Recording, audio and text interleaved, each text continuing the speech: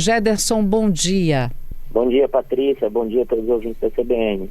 Então, 6 motos elétricas apreendidas na Orla de Camburi, em Vitória, e na Ponte da Madalena, em Vila Velha, certo? O que estava fora das normas? O que acontece, Patrícia? Nós identificamos ali que esses veículos, eles já estavam registrados na base nacional e que eles já tinham características superiores às bikes elétricas ali, aos autopropelidos, ou seja, um motor de mais de 1.000 watts de potência, veículos que alcançam aí 50 km por hora, eventualmente passam dessa velocidade, e estavam circulando na ciclovia por pessoas, algumas das pessoas sem habilitação, outras com habilitação de categoria diferente, né, e portanto, em razão da ausência do registro, né, desses veículos, do emplacamento, para usar o termo mais popular, eles foram removidos ao pátio do Detran. Ou seja, esses veículos, essas motos elétricas, elas já têm que sair da loja com exigência, né, da placa e da CNH. Mas essas apreendidas não tinham placa e os pilotos não tinham CNH, ou algumas se enquadram em uma regra? Das 6 motos ali, uma até me chamou bastante atenção, eu estava lá presente na operação, porque ela estava no sistema do Detran já emplacada, já tinha uma placa atribuída, aquele número de chassi, mas a pessoa não instalou a placa, né, querendo se valer ali, ao que tudo indica, daquele prazo até o dia 1º, né, de janeiro de 2026 para regularização de alguns desses veículos. Ela aproveitou ali, iniciou todo o processo, mas não instalou a placa fisicamente para continuar circulando. Inclusive, isso é importante destacar, ainda que exista um prazo para regularização, esses veículos, né, que passam de 1.000 watts de potência, de mais 32, não podem ser 32 km por hora, não podem circular nos mesmos locais que pedestres e demais bicicletas. Eles já deveriam estar circulando na via, né? Então, uma dessas motos estava nessa situação e outros equipamentos ali variavam, né? A gente tinha condutor que só tinha categoria B, tinha condutor que não tinha habilitação e, em todos os casos, esses veículos foram abordados na ciclovia. Isso que é importante destacar. Veículos que alcançam velocidades muito altas ali, transitando na ciclovia, sem o capacete padrão, porque como são ciclomotores, né, ou motos elétricas, o capacete é o mesmo capacete com selo do Inmetro utilizado por um motociclista comum. Mas não, circulavam pela ciclovia, alguns sem capacete, outros com capacete ciclístico, então diversas irregularidades ali no uso desse equipamento. Pois e esses veículos especificamente, eles têm uma potência maior. Normalmente, né, nos motores a combustão, a gente fala da moto com cilindrada, né? Essas motos, por serem elétricas, a gente usa potência, é isso? Isso, há até uma equivalência, né, que é possível se fazer em relação a isso, mas é exatamente isso, né, a velocidade máxima que esse motor atinge ali, ele extrapola em muito, né, os 32 km por hora, que permite uma bicicleta elétrica ou um autopropelido alcançar e circular, portanto, nas ciclovias COFAGE. Bom, voltando na história do emplacamento, que até te surpreendeu, né? Uma já estava registrada, já tinha número de placa, só não estava com a placa física, né? Tem essa lei que envolve essas motos elétricas, desde julho de 2023, ela já tem que sair com essa observação e os donos, os proprietários, já precisam também fazer um emplacamento. E esse prazo que você falou até 1º de janeiro, eram para as antigas, antes dessa determinação de julho de 2023, certo? Exatamente, Patrícia. Então, esses veículos adquiridos antes da entrada em vigor na resolução, que é de julho de 2023, eles têm um prazo aí do dia 1º de novembro de 2023 até amanhã, 31 de dezembro de 2025, para incluir o veículo na base nacional. Então, eles podem ainda circular em via pública até amanhã, tá? Esses veículos anteriores, que não tenham o registro dele incluído na base nacional. Agora, uma vez que esse veículo, mesmo anterior a julho de 23, ele já tem o número de chassi dele apto a ser emplacado, registrado na base nacional, ele não entra nessa exceção. E é importante dizer que essa exceção para circular em via pública não autoriza o uso desses equipamentos em locais de trânsito de bicicleta, tá? Porque isso é um risco em qualquer circunstância. não autoriza que o condutor conduza essas motos ou esses ciclomotores elétricos sem habilitação ou sem capacete ou com capacete ciclístico. Todas essas outras exigências estão totalmente válidas desde sempre, tá? Não há exceção para isso. A exceção é apenas para o trânsito em via pública sem o emplacamento até o dia 1º. Pois é, mas até essas... amanhã, aliás. Até amanhã 31, né? Isso. Mas essas 6, elas foram adquiridas depois de julho, ou seja, elas já deveriam estar nessa regra, né? Já deveriam ter placa, tudo. Havia uma específica que eu me recordo que ela era anterior, a aquisição anterior a julho de 23, mas ela já estava registrada na base nacional, portanto apta a ser emplacada, e por isso ela fica fora dessa regra, né, dessa exceção. E por isso, ainda assim, né, mesmo sendo anterior, ela foi removida também ao pátio do Detran. Pois elas foram levadas para o pátio do Detran, e agora como é que elas serão recuperadas? Algumas dessas C, alguma delas já foi recuperada? Como é que os proprietários fazem isso? Sim, quitando os débitos ali de remoção, né, todos os débitos envolvidos na medida administrativa, eles conseguem retirar esse veículo do pátio, mesmo que eles ainda não façam um emplacamento. Por quê? Esses veículos podem circular em vias privadas, né? Se ele quiser utilizar esse veículo lá no sítio dele na roça, lá dentro do condomínio fechado onde ele reside, né? Não há impeditivo legal para isso. Por isso, se ele retirar o veículo em cima de um guincho ou de um veículo, uma caminhonete particular, quitando os débitos, ele consegue retirar. O que não pode é circular em via pública antes do registro de emplacamento e de todos os outros requisitos, uso de capacete, habilitação legal, né? Tudo que é obrigatório. Agora, em quanto tempo eles conseguem fazer esse emplacamento? A gente já está no penúltimo dia do ano, né? A gente tem ponto facultativo aí para o dia 31, para o dia 2, ou seja, eles só vão conseguir regularizar isso no ano que vem, né?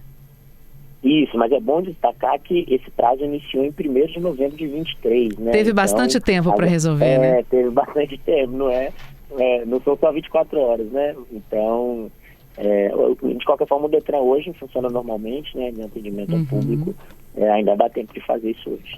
Mas aí dá para pegar a placa hoje, instalar hoje, tudo hoje ainda? Dá para fazer, se o veículo já estiver com o registro, né, na base nacional, e consegue concluir esse processo hoje ainda. Ah, que legal. Então, gente, corre. Vamos lá.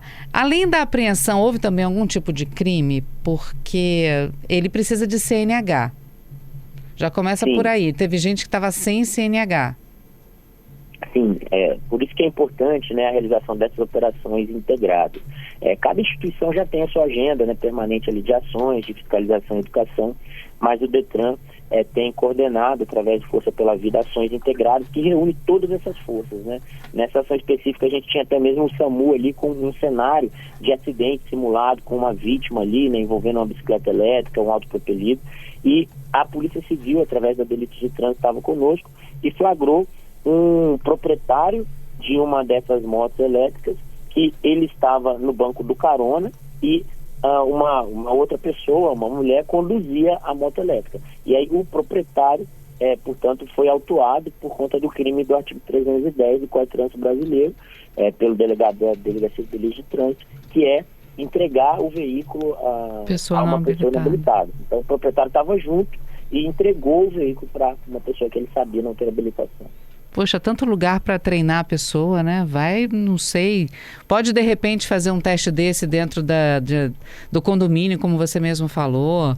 Tem gente que vai ali para a UFES. Na ciclovia, né, de Camburi, imagina só. O perigo, né? Tem gente que vai ali para a UFES, eu já vi isso já. Porque a UFES é um autorama, né, gente? Ela é um círculo, né? Eu já vi gente dirigindo devagarzinho, final de semana ali, para ensinar a pessoa a dirigir, para a pessoa se acostumar com o veículo. Isso pode, Gederson? Pois a gente sabe que a legislação está passando por diversas mudanças, né? Há agora uma nova resolução do CONTRAN que alterou de maneira profunda o processo de habilitação, né? Mas o que sempre foi padrão é o uso de um instrutor credenciado e de uma autoescola. Mas recentemente a gente passou a ter essa previsão dos instrutores autônomos, né? Isso ainda está sendo detalhado, né? A forma de aplicação disso, e o Detran tem divulgado as notícias aí com a implementação gradual dessa resolução nova, tá? Mas, vamos lá, é possível que em um ambiente que não seja uma via pública eu ensine alguém a conduzir? Não há um crime, né, a princípio, ou uma infração de trânsito, porque o CTB só se aplica em via pública. É o ideal? Bem, é bom que você avalie, né, qual é a capacidade da pessoa que está te instruindo, né, para que você possa extrair o melhor conhecimento possível. E aí fica na decisão pessoal de cada um. Eu tenho aqui uma pergunta do Arésio, que pode também ser dúvida de muita gente, né? Ele pergunta por que as motos elétricas, inclusive aquelas com pedal, não são proibidas nas ciclovias. Algumas já são, inclusive, né? Só que a lei não é respeitada, né, Gederson? O que acontece? Quem pode circular na ciclovia? Bicicleta comum, bicicleta elétrica, que é aquela que o motor só funciona quando eu pedalo, e o autopropelido, que eu tenho um aceleradorzinho ali, né, um alterador manual de potência, não preciso pedalar para o motor funcionar. Em todas as hipóteses aí das elétricas, a velocidade máxima é de 32 km por hora, a não ser que haja regulamentação. Em Vitória tem uma lei municipal que estabelece uma outra velocidade, eu acho que é 20 ou 25 km por hora, e que precisa ser respeitada, tá bom? Passou disso, passou de 1.000 watts de potência, passou de 32 km por hora, já não pode mais circular nesses ambientes de bicicleta. E aí vai ter que ir para a via pública?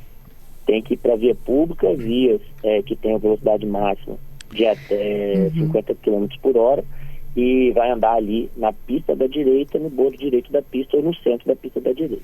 Mas aí cai naquela questão, né, Gederson? Porque, por exemplo, vocês flagraram essas motos elétricas em ciclovia. A diferença, como você vai diferenciar o que é uma moto elétrica que devia estar na via pública e está irregularmente numa ciclovia? Nós, cidadãos comuns, a gente não tem esse olhar crítico, né? Sim, os agentes fiscalizadores têm desenvolvido cada vez mais essa expertise, né?